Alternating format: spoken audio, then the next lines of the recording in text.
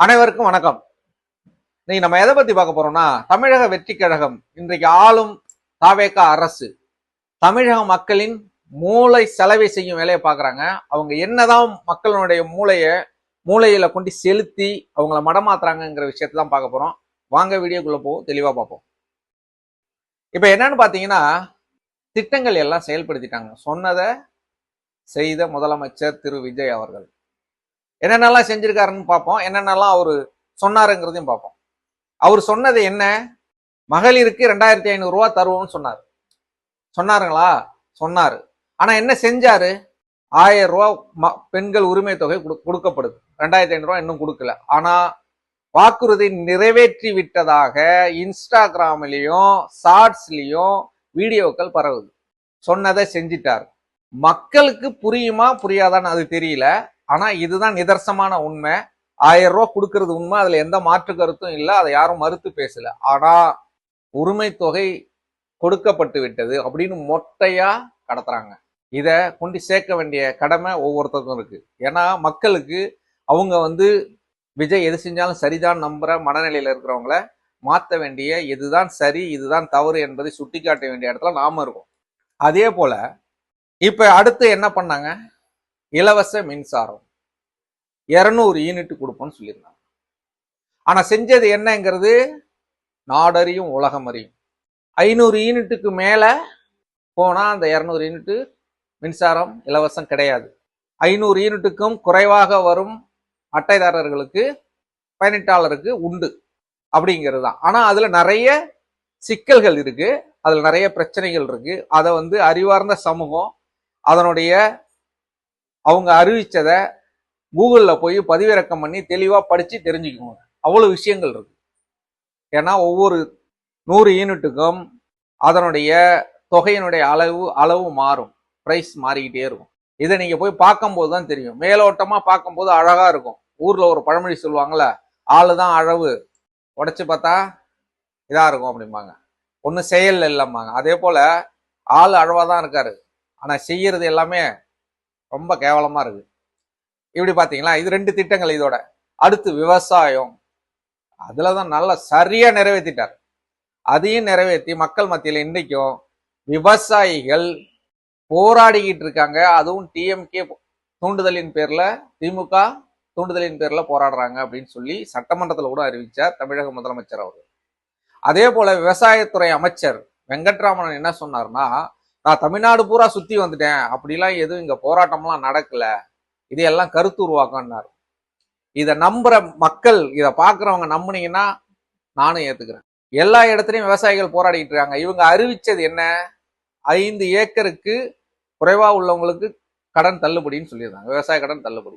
இன்னைக்கு குறு சிறுன்னு அதுலயே பிரிச்சு சிறு விவசாயிகளுக்கு ஒரு தொகையும், குறு விவசாயிகளுக்கு ஒரு தொகையும், 5 ஏக்கருக்கு மேல இருக்கிறவங்களுக்கு எதுவும் இல்லைங்கிற மாதிரி அறிவிச்சிட்டாங்க. இது அப்படியே இதை மடைமாத்தி இது பண்ணனால விவசாயிகள் எல்லாம் போராட துவங்கியதுனால அப்படியே அது பரிசீலனை செய்யப்படும் சொல்லியிருந்தாரு. அது திரும்ப அறிவிச்சிருந்தாங்க. அதே போல 5 ஏக்கர் குறைவா உள்ளவங்களுக்கு 75,000 தள்ளுபடி செய்யப்படும். அது 75,000 ரூபாய் வாங்கியிருந்தா 75,000 ரூபாய் தள்ளுபடி, அதுக்கு மேல வாங்கியிருந்தீங்கன்னா கிடையாது, அது தொகை மாறிடும். அப்ப ஏன்னா நீங்க இதாயிருவீங்க, குறு விவசாய சிறு விவசாய ஆயிருவீங்க. சோ அப்ப இதை அதில் ஒரு ஏமாற்று வேலை செய்துவிட்டு அதை சரி என்று இன்ஸ்டாகிராம்ல ரீல்ஸ் போட்டு ஒரு குரூப், இந்த ரூட் மாஃபியா பரப்பிக்கிட்டு இருக்கு. இப்ப 3 திட்டங்களும் அவங்கள பொறுத்தளவுல நிறைவேறிச்சு. மக்களாகிய நீங்க தான் யோசிக்கணும், நிறைவேறிச்சா நிறைவேறலையாங்கிறத நீங்க தான் சொல்லணும். என்னை பொறுத்தளவுல 3மே அண்டர் பிளாப். அடுத்து சிங்கப்பெண் அதிரடிப்படை, அதை பாத்தீங்கன்னா அது இன்னும் சிறப்பு. இப்ப சாதாரண பொதுமக்களா இருக்க, நம்ம பப்ளிக்கா இருக்கிறோம்னா, ரோட்ல நடந்து போறோம்னா ஒருத்தவங்க ஏதோ ஒரு 2 வீலர்ல இருந்து விழுந்துட்டாங்கன்னா நம்ம என்ன செய்வோம்? போய் ஐயோ என்னங்க விழுந்துனீங்க, பார்த்து வர்றது இல்லையான்னு தூப்போம்ல. அந்த வேலையை பார்க்கறதுக்கு ஒரு சிங்கப்பெண் அதிரடிப்படை.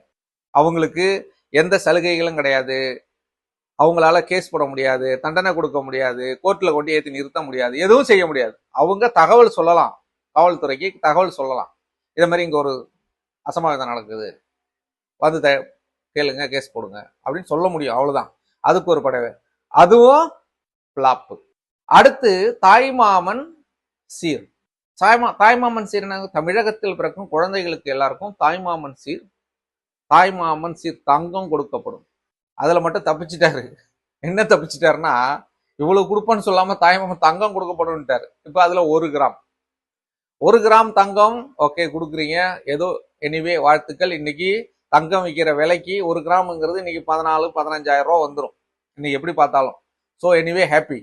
ஆனா என்ன செஞ்சீங்க? நீங்க சொன்னது இது, செஞ்சது என்ன? அரசு மருத்துவமனைகள் பிறக்கும் குழந்தைகளுக்கு மட்டும்தான் தாய்மாமன் சீர். மற்ற பிள்ளைகளுக்கெல்லாம் ஐயா முதலமைச்சர் திரு ஜோசப் விஜய் அவர்கள் தாய்மாமன் கிடையாது என்று அறிவித்து விட்டார். இதை வன்மையா கண்டிக்கிறோம் நாங்க. அப்ப எங்க பிள்ளைகள் நாங்கெல்லாம் வந்து ஹாஸ்பிட்டல்ல போய் சிசேரிங் இந்த மாதிரி பிரச்சனைகள் வருது, அதுக்கெல்லாம் நாங்க கூட்டிட்டு போய் நாங்க என்ன பண்றது? கடனை உடனே வாங்கி செலவு பண்ணா அப்ப எங்களுக்கு நீங்க தாய்மாமன் இல்லையா பிள்ளைக்கு? எனக்கு எவ்வளவு வருத்தமா இருக்கு. இத தாய்மாமன் சீவர் அறிவித்து விட்டார். அது வர்றது அண்ணா பிறந்த நாள் அன்னைக்கு அமுலுக்கு வருது. இதுல ஒரு உருட்டு. இப்படி எல்லாமே கட்டமைச்சு மக்கள் மத்தியில என்னன்னா, அவரு செய்வாரு, செய்யாம எங்க போயிடுறாரு அப்படின்னு இவங்களே வந்து இவங்களை சமாதானப்படுத்திக்கிறாங்க. என்ன மனநிலைன்னு தெரியல. இன்னைக்கு இருக்கிற நிலைமை என்ன? தமிழகத்தினுடைய ரொம்ப கேள்விக்குறியான நிலை. சட்ட ஒழுங்கு அந்த அளவுக்கு பிரச்சனையா இருக்கு. இன்னைக்கு பாத்தீங்கன்னா ஒரு அமைச்சர் திரு கில்லி சரத் அவர்கள் ஒரு பெரிய சிக்கல்ல நீங்க எல்லாம் பார்த்துருப்பீங்க, சமூக வலைதளங்கள்ல நிறைய பரவி கிடக்கு. அதுல இன்னைக்கு கூட போராட்டம் அறிவிச்சிருந்தாங்க. நம்ம இவங்கள்ட்ட எதிர்பார்க்கறது தப்பு தானே? நீங்க எப்படி எதிர்பார்க்கலாம்? இன்னைக்கு நீங்க அமைச்சராவோ எம்எல்ஏவோ பாக்குற தாவேகா அமைச்சரவையில இருக்கிறவங்க, சட்டமன்றத்துக்குள்ள போயிருக்கவங்க யார்? இன்று எம்எல்ஏ அமைச்சர். நேற்று யார் தெரியும்? எல்லாருக்கும் தெரியும். நேற்று அவர்கள் கட் அவுட்டுக்கு பாலாபிஷேகம் பண்ணியவர்கள், போஸ்டர் ஒட்டியவர்கள், பேனர் வைத்தார்கள், பிளாக்கில் டிக்கெட் வித்தார்கள், தேட்டர் வாசலில் குழுமி நின்னுகிட்டு கோஷமிட்டவர்கள். அவங்கக்கிட்ட நீங்க போய் நியாயம் தர்மம் இல்ல அவங்க வந்து அப்படி இருந்திருக்காரு, இவரு இது பண்ணியிருக்காரு, அன்னைக்கு சரக்கு அடிச்சுட்டு ஒரே ராவடி பண்ணிக்கிட்டு படம் ரிலீஸ்னா 1 கிலோமீட்டருக்கு முன்னாலே வந்து பேனரை பிடிச்சிட்டு ஆட்டத்தை போட்டு சட்டையை கழட்டிட்டேன்னு சுத்திக்கிட்டு போனவங்கள்ட்ட நீங்க பதவியை கொடுத்து இப்ப இன்னைக்கு அவர் இப்படி இருக்காரு அப்படி இருக்காருன்னா என்னங்க அர்த்தம்? இது என்ன அர்த்தம்? ஆனா அதையும் மடைமாத்துறதுக்கு பல வேலைகள் நடக்குது. எனிவே நம்ம தப்பான ஒருத்தட்ட கொடுத்துட்டு இது சரியில்லை அது சரியில்லைன்னு பேசலாமே தவிர நம்ம ஒன்றும் பண்ண முடியாது. இதை ஏற்கனவே பல நேரத்துல நம்ம சொல்லியிருக்கோம். ஆனா அதை யாரும் காது கொடுத்து கேட்கல. விஜய் என்கிற ஒற்ற நபருக்காக 69 படத்துக்காக முதல்வர் சீட்டை இன்னைக்கு தூக்கி கொடுத்துருக்கோம்.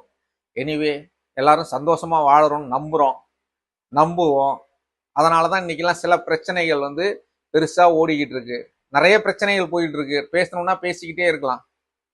எவ்வளவு பிரச்சனைகள்! நீங்க எல்லாம் இன்ஸ்டாவிலையும் ஃபேஸ்புக்லயும் ஷார்ட்ஸ்லயும் சின்ன சின்ன வீடியோக்களை பார்த்துட்டு கட் பண்ணி ஒட்டி போடுற இன்னைக்கு ஏஐல நிறைய விஷயங்கள் வருது. நீங்க எதை கேட்டாலும் செய்ய முடியும், எதை வேணாலும் செஞ்சு கொடுக்குது. அது எனக்கு இதுக்கு மாற்று கொடுன்னா கேட்டா கொடுக்கும். அதெல்லாம் நம்பிக்கிட்டு இருந்தா வாழ்க்கை ரொம்ப கஷ்டம். பார்த்துக்குங்க நேர்களே, நீங்க தெளிவா இருங்க. இங்க வர்றது எதுவுமே கண்ணால் காண்பதும் போய் காதால் கேட்பதும் போய் தீர விசாரிப்பதே மெய். அப்ப நீங்க வந்து இந்த ஷார்ட்ஸ்லயோ இன்ஸ்டாகிராம்லயோ யூடியூப்லயோ பார்க்குற விஷயங்கள் எதுவும் உண்மைக்கு புறம்பானதுதான், எதுவும் உண்மை அல்ல. அப்ப நீங்க இந்த 2 கண்ணை வச்சு பார்த்தா பத்தாது, நாணக்கண்ணை திறந்து பார்க்கணும், வேற வழி இல்லை. அப்படி இது மட்டுமே இந்த கண்ணால நான் பார்வையில் அப்படியே திரையிலேயே பார்த்துருவோம் அப்படின்னு சொல்லி பார்த்தீங்கன்னா அடுத்த சந்ததிகள் தான் கஷ்டப்படும். தயவு செய்து சிந்தித்து செயல்படுங்கள். எது சரி தப்பு என்பதை கூர்ந்து உங்க குடும்பங்கள்லயே விவாதிங்க. அரசியல்ங்கிறது பார்க்க வந்துட்டீங்க, வாழ்த்துக்கள். எனிவே அண்ணன் விஜயால நடந்த ஒரு நல்ல விஷயம் என்னன்னா எல்லாரும் அரசியல் பார்க்க வந்துட்டீங்க. இதுதான் அரசியல், விஜய் என்ன பண்றதுதான் அரசியல்னு பார்க்காதீங்க, தப்பா போயிடும். முந்தைய காலங்கள், அதுக்கும் முந்தைய காலங்கள், இன்னும் பல பல ஆளுமைகள்லாம் இருக்காங்க. அவங்கள பத்தின வரலாறுகள்லாம் படிங்க. அவங்கெல்லாம் எப்படி ஆட்சி பண்ணாங்க, காமராஜர் ஆட்சி எப்படி இருந்துச்சு, கக்கன் அமைச்சரா எப்படி இருந்தாரு, எல்லாத்தையும் படிங்க. இன்னும் இப்ப என்ன சிங்கப்பூர்ல லீக்வானி இருந்தாங்க ஐயா, அவங்க எல்லாம் எப்படி ஆட்சி பண்ணாங்க, அவங்க வரலாறு எல்லாம் வாங்கி படிங்க. ஏன் இப்படி எல்லாம் இவங்கெல்லாம் இவ்வளவு பெரிய தலைவர்கள்லாம் இருந்திருக்காங்க. இதெல்லாம் நீங்க பார்த்துட்டு ஒப்பிட்டு பாருங்க. இந்த தலைவருக்கும் நம்ம திரு விஜய் அவர்களுக்கும் சரியா செய்யறாரா அப்படிங்கிறத பாருங்க. பார்த்து அப்ப சரியான அரசியலை யார் முன்னெடுக்கிறாங்க, யார் சொல்றாங்க, யார் செய்வாங்களா செய்ய மாட்டாங்களா? சொல்றது ஈஸி, செய்யறது கஷ்டம். ஆமா கஷ்டம் தான், இல்லைன்னு சொல்லல. அப்ப நாம சரியானதை இதை சாத்தியமா சாத்தியம் இல்லையாங்கிறதுல தேவையா தேவையில்லையா, இதாங்க கேள்வி. தேவையா தேவையில்லையா? தேவைன்னா அது எவ்வளவு கஷ்டமான விஷயமா இருந்தாலும் செஞ்சுதானே ஆகணும். காலையில ஒரு புடி வேப்பலை சாப்பிட்டா நீ உயிரோட இருப்ப, இல்லைன்னா செத்து போயிடுவோன்னு டாக்டர் சொல்லிட்டாரு. வேப்பலை கசக்கும், எல்லாருக்கும் தெரியும். வேப்பலைய உயிர் வாழணுங்கிறதுக்காக சாப்பிடுவோமா சாப்பிட மாட்டோமா? இல்ல அது கசக்கும், என்னாலாம் சாப்பிட முடியாது, நான் செத்து போறேன் அப்படின்னு சொல்ற நபர் யாராவது இருக்காங்களா? இல்ல. நான் உயிர் வாழணும்னா வேப்பலை சாப்பிடணும், சாப்பிட்டு தான் தீருவோம். அதே போலதான் நமக்கு ஒரு தேவை இருக்குன்னா அதை நிறைவேற்றி தான் ஆகணும், வேற வழியே இல்லை. அதனால இது சாத்தியம் இல்லை, இதை செய்ய முடியாது அப்படின்னு சொல்லிட்டு யாரையும் புறந்தள்ளாதீங்க. ஒரு நிமிடம் யோசிச்சு பாருங்க, செயல்படுத்துங்க. நம்ம சேனலை கண்டினியூவா பாக்குறீங்க, நிறைய பேர் பாக்குறீங்க, நிறைய பேர் சப்ஸ்கிரைப் பண்ணாம பாக்குறீங்க. லைக் பண்ணுங்க, ஷேர் பண்ணுங்க. நன்றி, வணக்கம்.